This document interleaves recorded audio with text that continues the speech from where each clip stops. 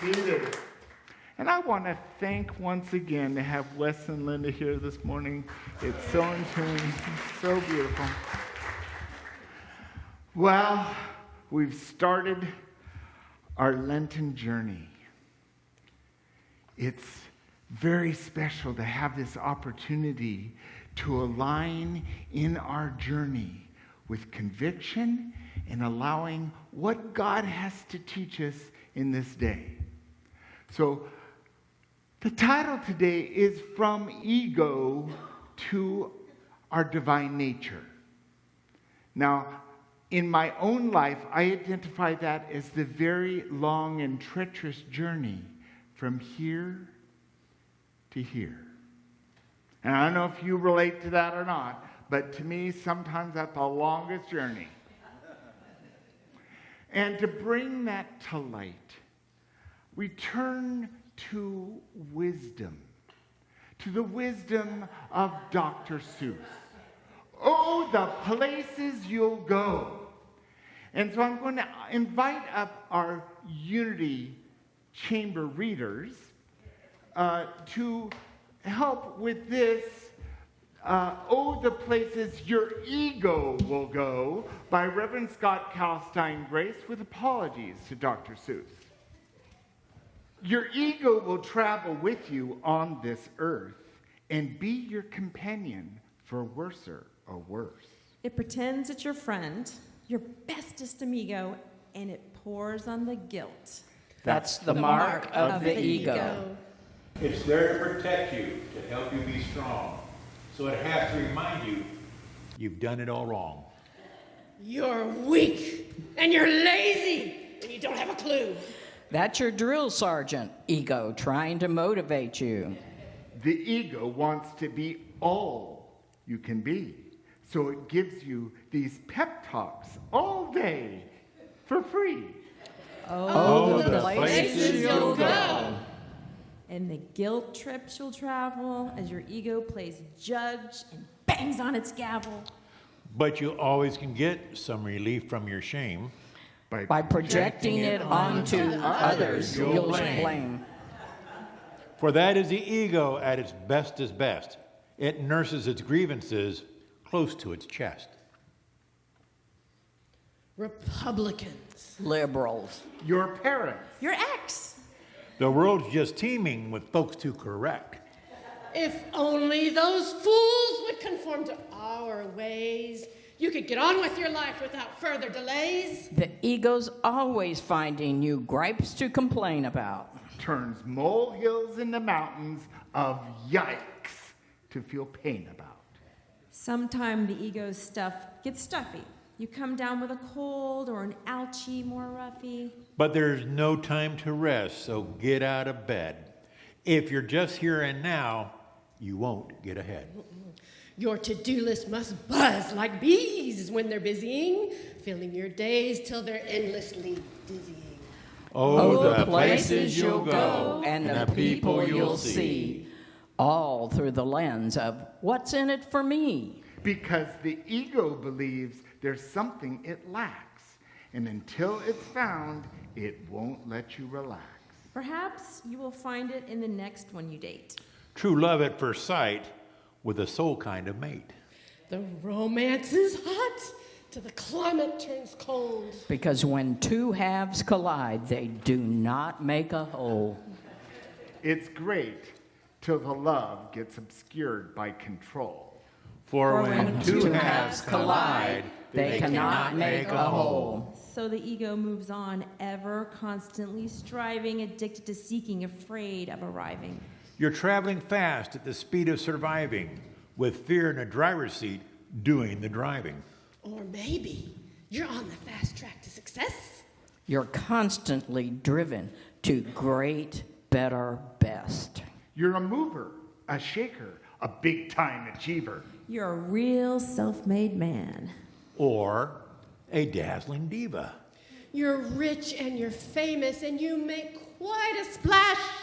You're on top of the world and you're rolling in cash. You drive the right car. You've married the right spouse. Today, lunch with Oprah. Tomorrow, the White House. But at night, insecurity pays you a call because you know at any time you could lose it all. Your shrink says to rest. Your spouse sure agrees. Your doctor says, ulcers. Take 14 of these. You know you should slow it down sooner or later, but your foot is just glued to the accelerator. Your ego consoles. Well, at least you're successful. It's a sign of success to be constantly stressful. You've made it to prime time, and everyone loves you. But your self-esteem's based on what others think of And you. opinions can change in the blink of an eye. Which is why you need meds just to sleep and get by. One day, when you failed and succeeded enough, you witness your ego exposed in the buff. And you realize behind all its protective clothing that the ego is simply a state of self-loathing. And beyond that, you realize the biggest of deals. You've dreamt up the ego. It's not even real. So for richer or poorer, In all kinds of health, you make a commitment to love yourself. You release the projections you placed upon others and find through forgiveness that peace is discovered. You realize that love that you searched for outside you is what you are made of and can't be denied you. So you let go of the worries, your plans and your pills, put the logs on the fire and learn how to chill. Your old superstitions have gone up in smoke. like you can't rest in peace until after you croak? You no longer fear death, or for that matter, life. Because you know that all matters are safe and all right. While resting in peace, you will soon be inspired to go out in the world with some newfound desires.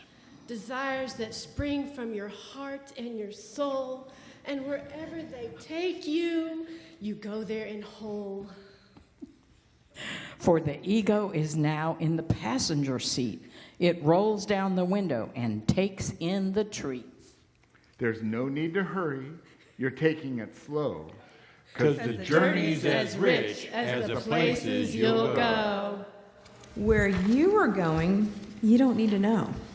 Because The journey's as rich as the places you'll go.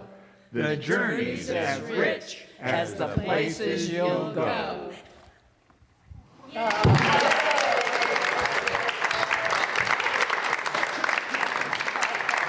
I want to thank my dear chamber readers for their great interpretations. And I'll find the clicker. Oh, I put it on the piano. Oh, we find inspiration in so many different ways.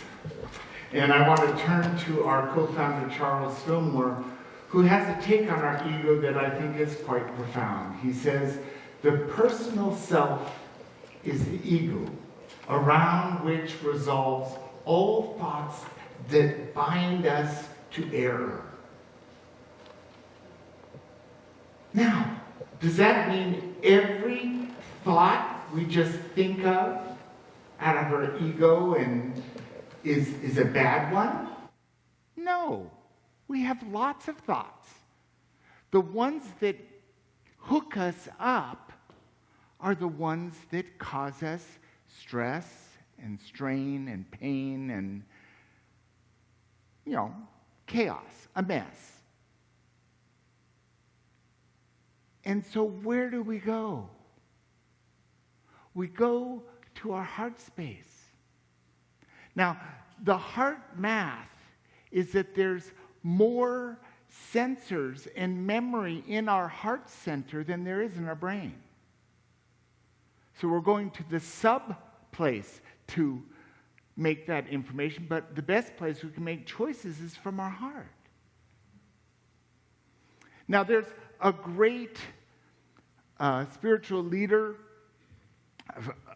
many years ago, Paramahansa Yogananda, who was the first Indian to be invited to the White House with President Calvin Coolidge. And he started the Self-Realization Fellowship. He had a primary, simple, basic teaching. The first one is read a little. So this comes to us by reading Charles Fillmore, reading the Daily Word, reading the Bible, the Quran, whatever spiritual literature wakes us up to truth, the Course of Miracles. Reading a little is a way for us to be inspired, to be awakened. One of the places I've been just blown away is I subscribe to the Center for Spiritual Living daily reading meditation booklet. And this month they've dedicated to Black history. And I have learned so many things about the rich Black history experience that I will keep this. It's really awakening in me a passion. There's much for us to learn. And this is moving from our ego to our divine nature. Our Lent booklet is so good. I hope you got a copy and you're reading along. There's copies on the welcome table for you. This is actually Reverend Teresa Burton's writing for this day. And she says, surrendering our human efforts to the care and keeping of the divine nature within relieves anger, worry, and anxiety. And once we're relaxed, we can better feel the presence of the divine and the wisdom of inner guidance and intuition. So this is one of the things that we can do, is surrendering our human panic. Anyone wonder why bad things happen in the world? Be honest. A few of you. Okay. Well, there's a whole bunch that happens in the world that's all made possible by our fellows and ourselves. It's all the divine love that is ever present, is everywhere present, and that's not affecting, controlling, changing the choices that we make. We're free to choose. We're free to choose. And in that, if we can focus on the divine within us, it can melt away all of our anger, our worry, and anxiety. Does that sound good? Yes. And so, the second of Paramahansa Yogananda's teaching, first one, read a little. The second one is meditate more. Meditate more is, and there's all kinds of ways of meditating. And if you have a regular practice of meditation, maybe add in more. Maybe meditate at night as well. Meditate during the day. We can meditate while we're cooking. We can meditate while we're walking. We can meditate while we're swimming. We can meditate while we're knitting. That's actually one of the things I love about knitting, is that I get to be in the present moment and just be. And I'm kinesthetic, so I like having my hands busy. So it's a medium that works for me. For other people, it wouldn't work at all. But there's stuff we can all do. So meditate more. And that's moving from ego to our divine nature. From Scripture, this is so beautiful. From Philippians chapter 4, verse 13. I can do all things through him who strengthens me.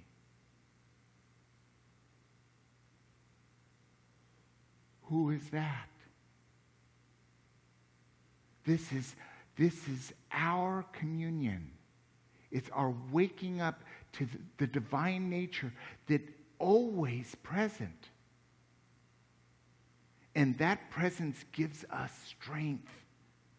It gives us fullness. It gives us answers. It gives us balance.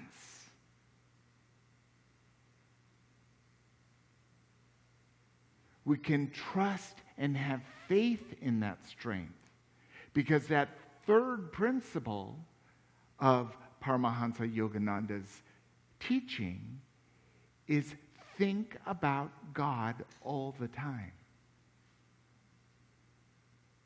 Read a little, meditate more, think about God all the time.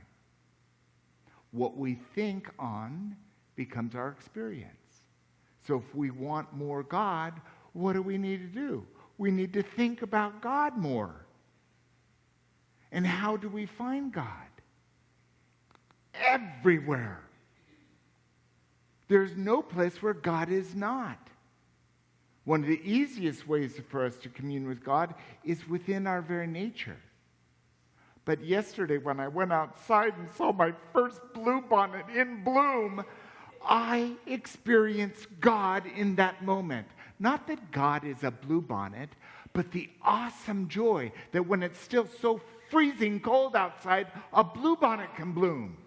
Now, all of you know I like it to be 90 degrees at least. I don't know. I just like it hot. And it's beautiful here, and it's sunny, and I love the rain, and we're blessed by the weather here in Texas. I'm not dishing that, but boy, I love nature. I love the sky. I love the patterns of the clouds. I love people. I love going to H-E-B and finding God in the aisles. One of the things I love are the army of shoppers hired by H-E-B with these racks going around and finding everything for those who want to pick up their groceries. Well, for those who never go inside, there's an exciting thing happening inside of searching and finding everywhere. What would it be like if every single time we searched for God, we found God? It's possible. We might turn our attention to seeing God in everyone, in everything. Looking in the mirror and saying, "Hello, God. Good to see ya."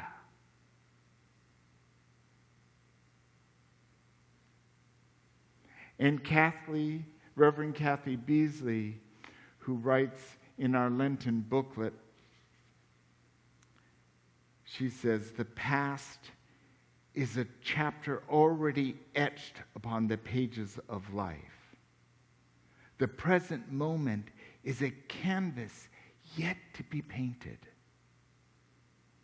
Embrace the freedom from releasing doubts and moving forward into your limitless potential.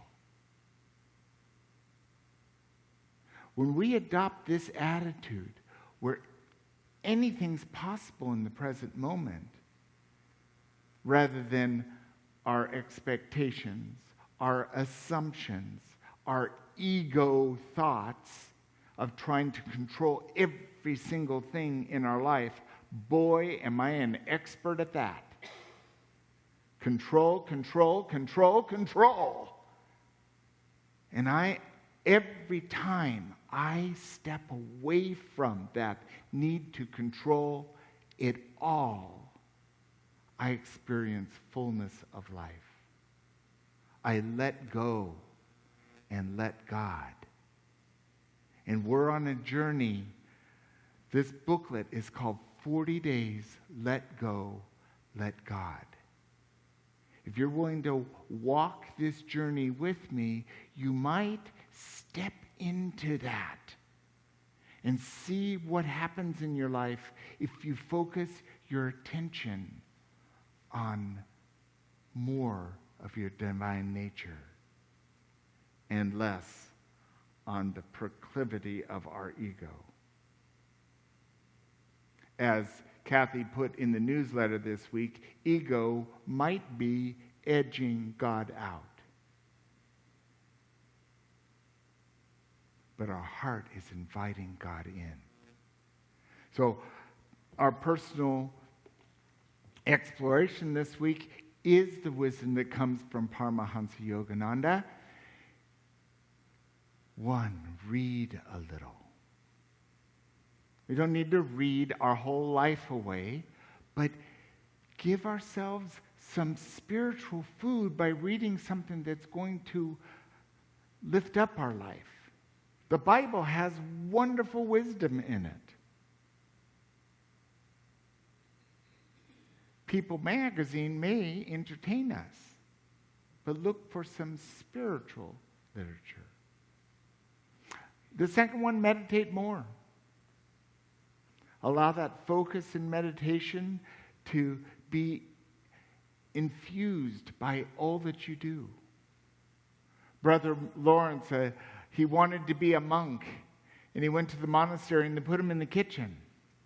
So while he's cleaning the pots, he was seeing and praising God in everything he did. And then everyone from the monastery went into the kitchen to watch Brother Lawrence because he was experiencing God in the presence washing the pots. We can allow God to be part of everything that we do. And then think about God all the time. Open ourselves. Okay, God, what are we going to do now? What's the best and highest for me to do right now? And we get answers through other people, through the reading, through our meditation, and through that deep knowing within us. And that is what we can do to move from ego to our divine nature. Thank you.